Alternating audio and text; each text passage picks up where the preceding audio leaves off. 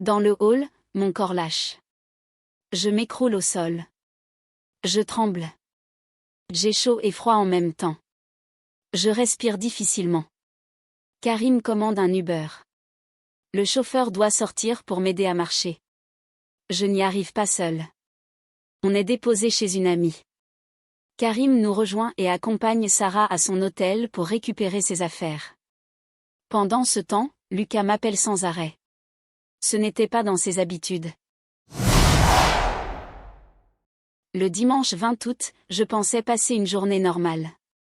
En début d'après-midi, je reçois un message de Lucas. « Tu fais quoi aujourd'hui ?» Je réponds que je n'ai rien de prévu. Il me propose de le rejoindre à Paris, dans le 2 arrondissement.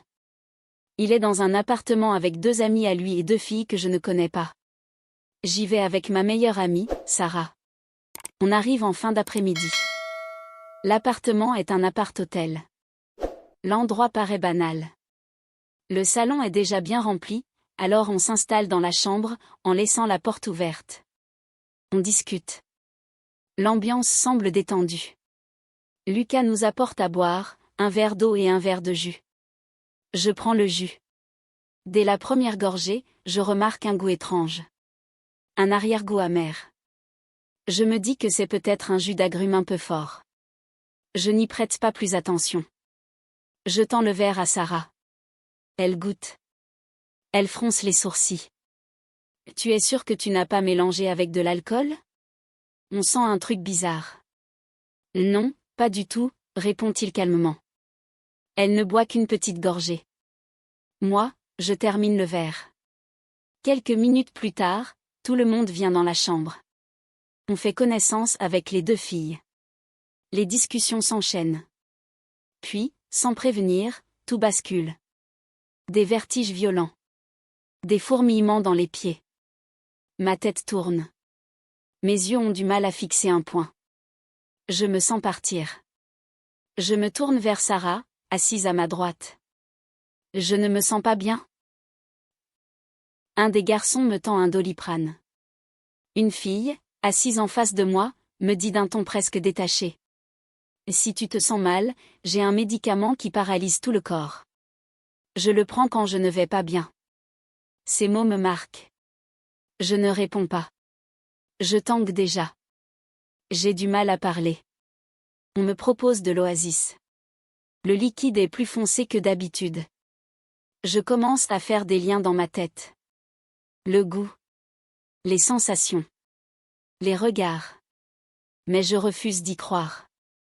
Je me dis que ce n'est pas possible. Sarah continue de discuter. Elle ne semble pas encore ressentir d'effet.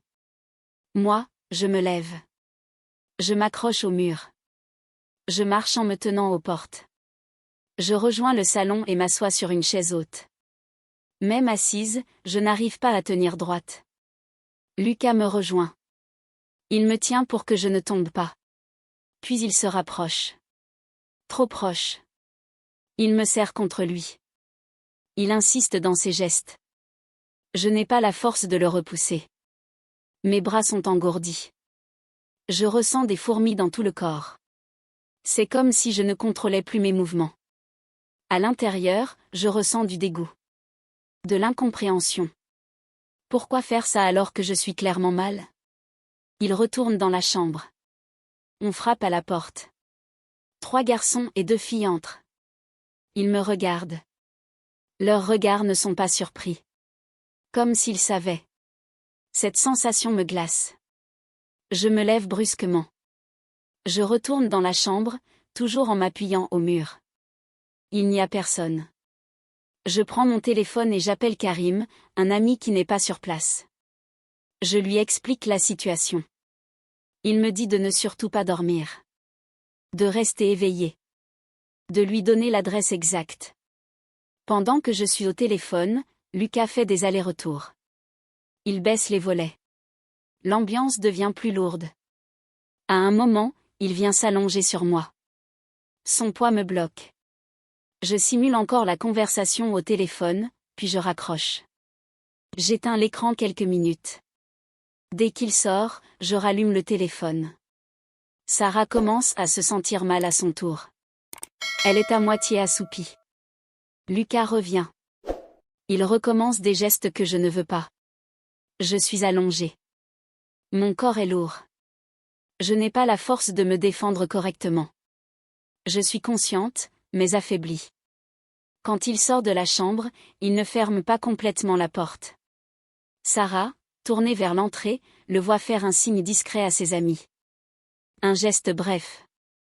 Elle me regarde et me dit. « Inès, tu as vu ce qu'il a fait ?» À cet instant, tout devient clair. On doit partir. On se lève. On prend nos affaires. Il revient dans la chambre. Il insiste pour que je lui donne le numéro de chambre et l'adresse de l'hôtel de Sarah. Je lui dis que je lui enverrai plus tard. Je ne le ferai jamais. En partant, il me prend encore dans ses bras. Il m'embrasse. Je ne veux pas. Je suis trop faible pour réagir comme je le voudrais. On descend. Dans le hall, mon corps lâche. Je m'écroule au sol. Je tremble. J'ai chaud et froid en même temps. Je respire difficilement. Karim commande un Uber. Le chauffeur doit sortir pour m'aider à marcher. Je n'y arrive pas seule. On est déposé chez une amie. Karim nous rejoint et accompagne Sarah à son hôtel pour récupérer ses affaires. Pendant ce temps, Lucas m'appelle sans arrêt. Ce n'était pas dans ses habitudes. Il envoie des messages. « Tu es bien rentré ? » Je ne comprends pas. Qu'est-ce qu'il s'est passé ? Je finis par lui écrire. « Comment as-tu pu mettre quelque chose dans mon verre ? » Il nie. Il dit que je le déçois. Qu'il n'aurait jamais fait ça. Je coupe court. Je ne réponds plus. Je prends des captures d'écran de tout. Je décide de porter plainte. Premier commissariat, on me dit d'aller à l'hôpital. Premier test urinaire, négatif. Mais on m'a testé uniquement pour le cannabis et la cocaïne. Je ne comprends pas. Retour au commissariat. L'accueil est froid. On remet presque ma parole en doute. Je me sens jugée. Le lendemain, j'appelle l'appart-hôtel. La conciergerie me dit que les caméras fonctionnent et que la brigade est déjà intervenue plusieurs fois pour ce groupe. Mardi, on me demande de revenir porter plainte. Cette fois, on m'écoute. On m'envoie aux UMJ pour des examens complets. Prise de sang. Tests urinaires. La médecin me regarde et me dit. C'est positif à la MDMA. Je me mets à pleurer. Pendant 2 jours, j'avais commencé à douter de moi. À croire que j'avais imaginé. Mais non. Si j'étais dans cet état, ce n'était pas un hasard. Aujourd'hui, j'attends que l'enquête avance. J'ai peur que l'affaire soit bâclée. J'espère que les caméras du hall parleront.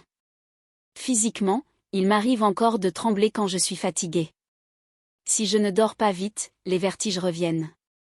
Psychologiquement, je suis devenue méfiante. Je regarde toujours mon verre. Toujours les gestes. Toujours les regards. Je sais que tout le monde n'a pas de mauvaises intentions. Mais ce dimanche m'a appris une chose. On n'est jamais totalement à l'abri. Alors si je dois laisser un message, faites attention à votre entourage. Écoutez votre instinct. Ne quittez jamais votre verre des yeux. Et ayez toujours quelqu'un à appeler. Parce qu'un simple goût étrange peut être le début d'un cauchemar. Merci d'avoir suivi cette histoire jusqu'au bout.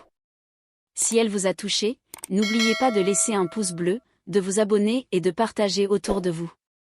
On se retrouve très bientôt pour une nouvelle histoire encore plus intense.